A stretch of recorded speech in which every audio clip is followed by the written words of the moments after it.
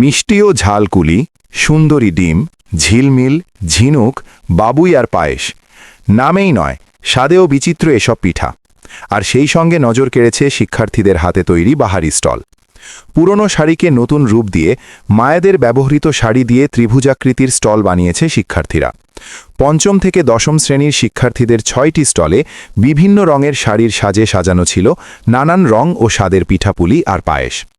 গতকাল বৃহস্পতিবার যশোরের অভয়নগরে কম্পিউটার লিটল জুয়েলস স্কুলে অনুষ্ঠিত হয়েছে পিঠা পরিচিতি উৎসব ২০২৬।